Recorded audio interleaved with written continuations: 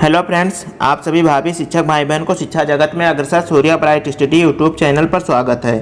Friends, आज इस video में हम सीडीपी के महत्वपूर्ण क्वेश्चन का प्रैक्टिस करेंगे जो कि आपके आगामी CTET, MP TET, UP test एवं अन्य टीचर्स एंट्रेंस एग्जाम के लिए बहुत ही महत्वपूर्ण क्वेश्चन कलेक्शन है। फ्रेंड्स, आप सभी से छोटी सी रिक्वेस्ट है कि वीडियो को लाइक करें और वीडियो को ज़्यादा से ज़्यादा शेयर करें और अपना फीडबैक कमेंट बॉक्स में दें। और जो भी नए साथी जुड़ रहे हैं प्लीज़ चैनल को सब्सक्राइब करके ऑल नोटिफिकेशन को ऑन कर दें, क्योंकि इस चैनल के माध्यम से हम रेगुलर शिक्षक भर्ती परीक्षा की तैयारी करा रहे हैं। तो गाइज, आज का सेशन स्टार्ट करते हैं। गाइज, क्वेश्चन है, लियो वाइगोस्की के समाज संरचना सिद्धांत में दृढ़ विश्वास रखने वाले शिक्षक के नाते आप अपने बच्चे के आकलन के लिए निम्नलिखित में से किस विधि को वरीयता देंगे? सहयोगी प्रोजेक्ट विधि को, मानकीकृत परीक्षण विधि को, तथ्यों पर आधारित प्रत्यास्मरण के प्रश्न पर, या वस्तुपरक बहुविकल्पीय प्रकार के प्रश्न पर? गाइज, लियो वाइगोस्की ने अपनी कक्षा में 4 सिद्धांत को लागू किया था। उसमें से 4 सिद्धांत क्या थे? जिसमें से पहला सिद्धांत था शिक्षण तथा विकास सामाजिक सहयोगात्मक गतिविधियां हैं। ये पहला सिद्धांत। सेकंड सिद्धांत था संज्ञानात्मक विकास सिद्धांत पाठ्यक्रम तथा पाठ्य योजना के लिए मार्गदर्शन का कार्य करता है। और थर्ड था कक्षाई गतिविधि वास्तविक तथा आज के युग के लिए प्रासंगिक होनी चाहिए। और फोर्थ, लियो वाइगोस्की का फोर्थ जो सिद्धांत था वो शिक्षण बाह्य वातावरण में भी उपस्थित है, अर्थात बच्चे बाह्य वातावरण से भी अंतःक्रिया करके अपने ज्ञान को अर्जित करते हैं। तो यहाँ पर हमारा करेक्ट ऑप्शन क्या होगा? तो यहाँ पर गाइज हमारा फर्स्ट ऑप्शन करेक्ट ऑप्शन हो जाएगा, क्योंकि शिक्षण तथा विकास सामाजिक सहयोगात्मक गतिविधियाँ हैं। तो ऑप्शन नंबर फर्स्ट सहयोगी प्रोजेक्ट, ये ऑप्शन फर्स्ट करेक्ट ऑप्शन हो जाएगा।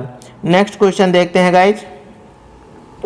अपनी कक्षा की वैयक्तिक विभिन्नता से निपटने के लिए शिक्षक को चाहिए कि शिक्षण और आकलन के समान और मानक तरीके हों।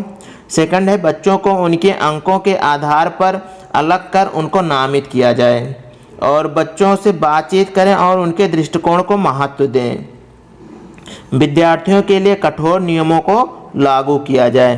तो यहाँ पर हमारा करेक्ट ऑप्शन क्या होगा गाइज? क्योंकि अपनी कक्षा में वैयक्तिक विभिन्नता को ध्यान में रखते हुए शिक्षक को क्या करना चाहिए? बच्चों की बातों या बच्चों से बातचीत करें और उनकी दृष्टिकोण को महत्व दें। ऑप्शन नंबर थर्ड हमारा करेक्ट ऑप्शन हो जाएगा, क्योंकि प्रत्येक छात्रों के विशिष्ट वैयक्तिक विभिन्नताएं होती हैं। प्रत्येक छात्र में अलग अलग अपने गुण होते हैं। ये भिन्नताएं शारीरिक हो सकती हैं, मानसिक हो सकती हैं, भावात्मक स्तर पर देखी जा सकती है।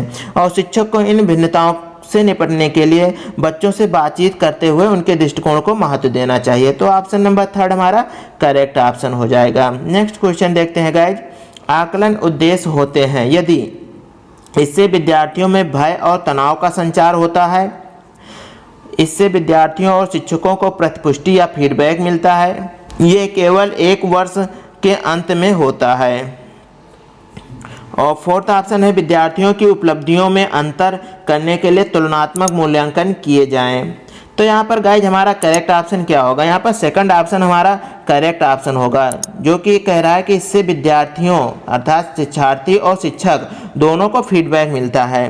तो ऑप्शन नंबर सेकंड हमारा करेक्ट हो जाएगा, क्योंकि मूल्यांकन तभी उद्देश्यपूर्ण होता है गाइज जब सार्थक माना जा सके, अर्थात उससे सार्थक मान निकल कर आए।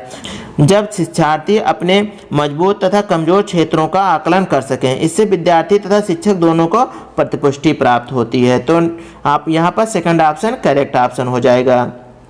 Next question guys. राष्ट्रीय पाठचर्या की रूपरेखा एनसीएफ 2005 के अनुसार शिक्षक की भूमिका है। शिक्षक की क्या भूमिका है? सत्तावादी है, अधिनायकीय है, अनुमतिपरक है और सुविधादाता। यहाँ पर ऑप्शन नंबर हमारा 4 करेक्ट ऑप्शन हो जाएगा। राष्ट्रीय पाठचर्या एनसीएफ 2005 के अनुसार शिक्षक एक सुविधादाता के रूप में है। नेक्स्ट क्वेश्चन देखते हैं गाइज।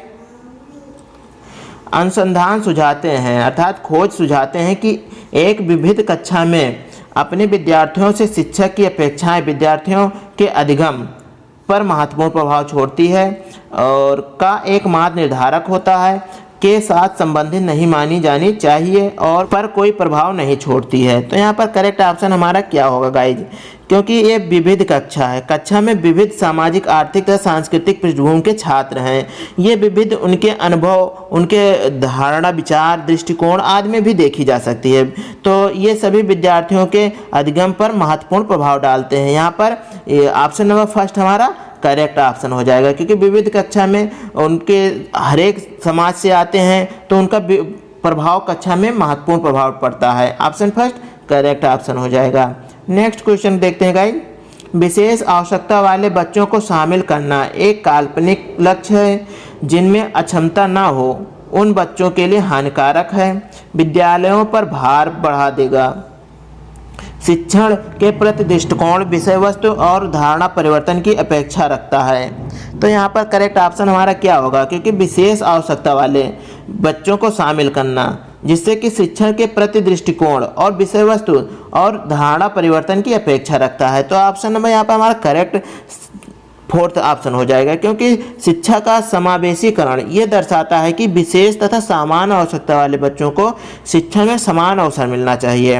अर्थात जैसे कोई विशेष बच्चा है और कोई सामान्य बच्चा है तो दोनों को समानता होना चाहिए। अतः विशेष आवश्यकता वाले बच्चों को शामिल करना शिक्षण के प्रति दृष्टिकोण, विषय वस्तु और धारणा परिवर्तन की अपेक्षा रखता है। ऑप्शन नंबर 4 यहाँ पर करेक्ट ऑप्शन हो जाएगा।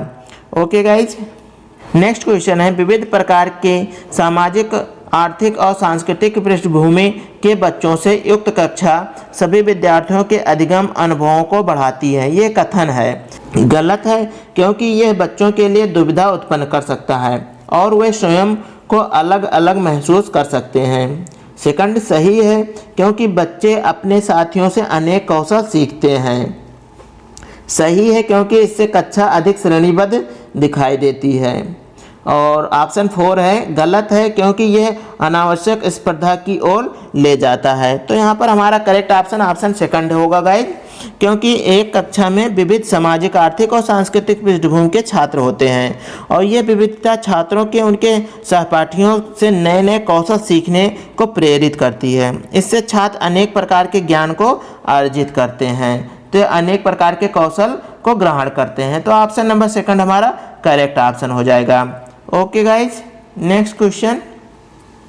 सुनने में असमर्थ बच्चा श्रवण असमर्थता वाले बच्चों के विद्यालय में ही भेजा जाना चाहिए, नियमित विद्यालय में नहीं। केवल अकादमिक शिक्षा से लाभ नहीं उठा पाएगा, उसे उसके स्थान पर व्यावसायिक शिक्षा दी जानी चाहिए। नियमित विद्यालय में बहुत अच्छा कर सकता है यदि उसे उपयुक्त सुविधा और साधन उपलब्ध हो। यहाँ पर करेक्ट ऑप्शन हमारा गाइज थर्ड ऑप्शन ही होगा, क्योंकि नियमित विद्यालय में बच्चा अच्छा कर सकता है यदि उसे उपयुक्त सुविधा मिले और साधन मिले तो वो अच्छा कर सकता है। फोर्थ ऑप्शन क्या कह रहा है, नियमित विद्यालय में अपने सहपाठियों के समान कभी प्रदर्शन नहीं कर सकता, तो ये भी गलत ऑप्शन। यहाँ पर हमारा थर्ड ऑप्शन करेक्ट ऑप्शन हो जाएगा। Okay guys, third option correct option. Next question देखते हैं गाइज। निम्नलिखित में से कौन सी विशेषता शिक्षार्थी की है? शिक्षार्थी की कौन सी विशेषता है? ये आक्रामक और कुंठित हो जाता है। सेकंड है, ये यदि कक्षा की गतिविधियां अधिक चुनौतीपूर्ण नहीं होती है तो वो कम प्रेरित अनुभव करता है और ऊब जाता है। बिल्कुल ये पॉइंट हो सकता है। वो बहुत ही तुनक मिजाजी होता है और वो ऐसे व्यवहार करता है जैसे थपथपाना, डोलना आदि। तो यहाँ पर करेक्ट ऑप्शन गाइज हमारा सेकंड ऑप्शन होगा, जो कि एक शिक्षार्थी के विशेषता को दर्शाता है। यदि कक्षा में गतिविधियां अधिक चुनौतीपूर्ण नहीं होगी तो वो कम प्रेरित अनुभव करेगा और ऊब जाएगा, क्योंकि गाइज ऐसी गतिविधियां जो अधिक चुनौतीपूर्ण न हो वे प्रतिभाशाली बच्चों के लिए ऊबक बन जाती हैं। ऐसी गतिविधियां उन्हें सीखने के प्रति अप्रेरित नहीं करती हैं। शिक्षक द्वारा उन्हें पाठ्यक्रम से अतिरिक्त अन्य गतिविधियों में भाग लेने के लिए प्रोत्साहित करना चाहिए। तो ऑप्शन नंबर हमारा सेकंड करेक्ट ऑप्शन है। Next question. एक शिक्षिका अपनी प्राथमिक कक्षा में प्रभावी अधिगम को बढ़ा सकती हैं। अधिगम में छोटी छोटी उपलब्धियों के लिए पुरस्कार देकर, ड्रिल और अभ्यास द्वारा, अपने विद्यार्थियों में प्रतियोगिता को प्रोत्साहन देकर, विषय वस्तु को विद्यार्थियों के जीवन के साथ संबंधित करके। तो यहाँ पर हमारा करेक्ट ऑप्शन क्या होगा गाइज, क्योंकि एक शिक्षिका अपनी प्राथमिक कक्षा में प्रभावी अधिगम को बढ़ा सकती हैं यदि विषय वस्तु को विद्यार्थियों के जीवन से संबंधित करके। अगर उनको बताया जा रहा है, जिस पाठ को पढ़ाया जा रहा है उसको बच्चे के अनुभव के अनुसार, बच्चे के जीवन से संबंधित करके पढ़ाएंगे तो वो अच्छे से समझेगा और अधिगम उसका प्रभावी होगा। तो यहाँ पर करेक्ट ऑप्शन नंबर 4 हो जाएगा। ओके गाइज, वीडियो सेशन कैसा लगा है प्लीज़ कमेंट करके अपना फीडबैक दीजिए और वीडियो को लाइक और शेयर करिए। Okay, thank you very much.